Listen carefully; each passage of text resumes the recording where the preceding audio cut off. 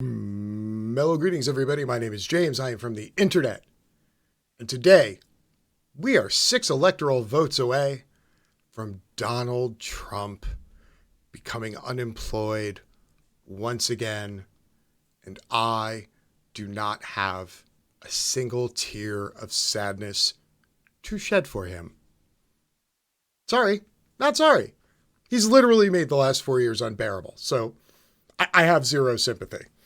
Now, I told you the other day that Donald Trump, once reality came crashing down upon his fragile eggshell mind, would cause him to begin flailing about uncontrollably as he realizes the only way he's going to get to 270 is by losing about 50 pounds. And it's still not going to keep him in the White House. So, predictably, just like I told you, Donald Trump is now asking his mindless sycophants to go out and start leaning on people and democracy. Why? Because he's Donald Trump, and his ego can't fathom people choosing somebody else over him to do literally anything. So here's what his impassioned plea looked like. The Democrats will try to steal this election. Just like I predicted from the start, mail-in ballots are leading to chaos. Chaos! Like you've never seen. Chaos like you've never seen. It's tremendous chaos. It is the most tremendous chaos ever. People are coming up to me and they're saying, Mr. President, I've never seen chaos this tremendous. It's tremendous. It really is. Plain and simple. The radical left is going to do whatever it takes to try and rip a Trump-Pence victory away from you. That's why I'm coming to you now. I need your help to ensure we have the resources to protect the results. We can't allow left-wing mob to undermine our election. I'm asking my fiercest and most loyal defenders like you to fight back. Yes, his loyalist and fiercest supporters. It's time to fight back. It's not time to write your congressman.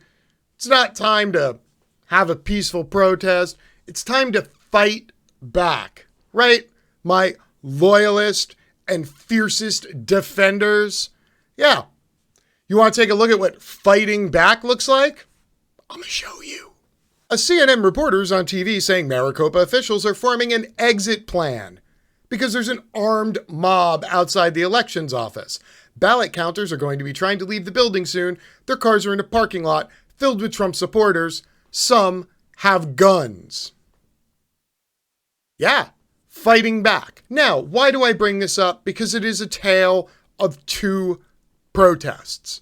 Yes, the police did come out to the counting center in Detroit. They did come out to Maricopa. Both places, they parked a truck. They put the lights on. They didn't really do anything. They just sat back and let the madness unfold as people forced their way into federal buildings, some not wearing masks, pushing past security guards, all to stop the count. And if you want to know what that looked like, I got some of that for you too. And while we go through this little rundown, I'm going to teach you a couple little neat tricks about media narrative as somebody who used to work for the horrible, evil, corporate, lamestream media, okay? So you're going to get like a 2-for-1 here. Dozens of angry supporters of President Donald Trump converged on vote counting centers in Detroit and Phoenix as the returns went against him Wednesday in 2 key states, while thousands of anti-Trump protesters demanding a complete tally of the ballots in the still undecided election took to the streets in cities across the U.S. So, the supporters of Donald Trump merely numbered in the dozens, and they converged at centers. But the other protesters, the anti-Trump protesters, there were thousands of them, and they took to the streets. Important distinction, right? Yeah, don't worry, there's some receipts. We're going to get to those in a second. Stop the count, Trump supporters chanted in Detroit. Stop the steal, they said in Phoenix. The protest came as the president insisted without evidence that there were major problems with the voting and ballot counting, especially with mail-in votes, and as Republicans filed suit in various states over the election. Wearing Trump gear, the Phoenix protesters filled much of the parking lot at the Maricopa County Election Center, and members of the crowd chanted, Fox News sucks, in anger over the network declaring Joe Biden the winner in Arizona.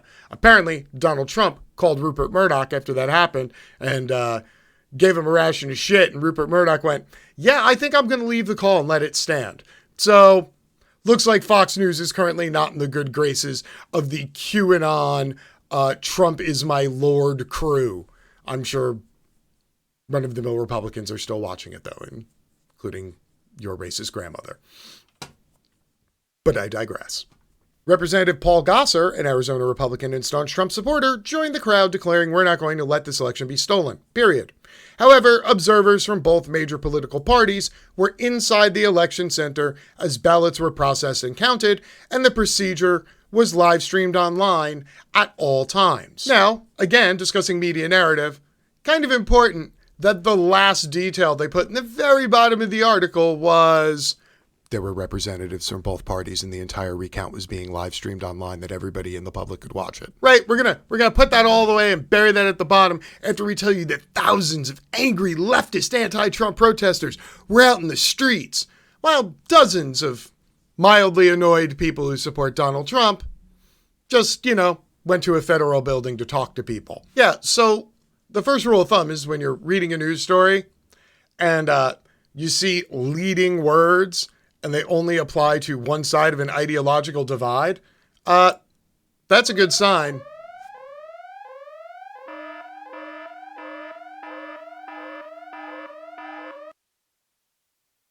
That you're dealing with bullshit. So this is what it looked like. It looks like Karen has come and she's brought her bridge club. There you go. There's your one token police officer. They're just kicking it. They're just watching. They're like, hey, how you doing, Trumpers?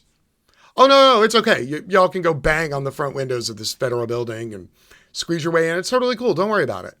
There's like a $9 an hour security guard up front where we're totally sure everything's going to be fine, right? Yeah, it's cool. Don't worry about it.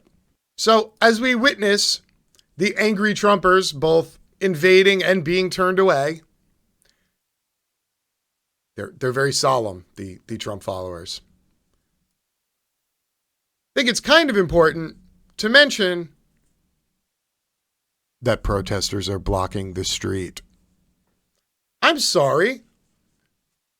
Weren't all these people the ones who told me that if other people are protesting out in the street, that they should get run down? Isn't that... Did I miss that from... Oh, okay. But it's okay if you're blocking the street carrying a Trump flag and they only have one token cop there because they don't really give a fuck what you're doing. Oh, okay. Yeah. This is where I remind you that every single police union in America backed Donald Trump. So this is what it looked like. Now, why do I show you these people who are using, things like illegal amplified voice devices in public or blocking the street, things that would get a left protester arrested and charged with at least a misdemeanor so they could kick him through jail for 2 days to teach him a lesson. But no, this doesn't happen at the Trump rallies, even when they're using megaphones, even when they're blocking the street, even when they're beating on the windows of federal buildings. It's all good. Don't worry about it. But meanwhile, election demonstrators were arrested violently in Seattle and Portland. Police in Seattle and Portland, Oregon arrested more than a dozen people as hundreds took to the street to demand a full count of all presidential election votes and a halt to President Donald Trump's court challenges to stop counts in some key battleground states. 7 people were arrested on Capitol Hill in Seattle, and one person who was being arrested for allegedly damaging property was taken to a hospital after experiencing a medical episode, police said in a statement early Thursday. A protester had a medical episode while being arrested for allegedly damaging property. Wow. I wonder what actually happened. Well, a few hours later, this protester was in critical condition after arrest. How did that happen? I thought they just had a medical episode and, it was kind of their fault because they were in the middle of being arrested for possibly damaging property. One of 7 protesters arrested Wednesday by Seattle police is in critical condition at Harborview Medical Center. Just before 10 p.m., Seattle police officers were arresting a 30-year-old woman at 12th Ave and Pine Street when she had a, quote, medical episode. Medically trained officers at the scene started giving her first aid, and Seattle fire medics were called. The woman was taken to the hospital in stable condition. Early Thursday, she was listed as being in critical condition. You know, the difference between when the police tell you in a press release what condition the arrestee was in, and then what the hospital will tell you in a press release because they're not beholden to the police. It's not clear whether the medical issue was caused by the arrest. Are you sure about that? Perhaps you weren't paying attention when I mentioned earlier the receipts, but okay. Seattle Police Department's Force Investigation Team is reviewing the incident. Woo! Oh, let me tell you, nothing makes me feel safer than knowing the police are going to investigate themselves. If you want to know what it looked like when she got arrested, it looked like this. Funny, none of the write-ups and any of the articles that were majoritarily taken from actual police press releases described this sort of hectic madness and this onslaught of armed state suppression. Oh, by the way, you see the 10 officers in the middle of the screen squatting on one random person who they bum rushed? Yeah, that's a woman. They knelt on her head for so long that her skull is cracked and her brain is swollen, and that's why she's in critical condition.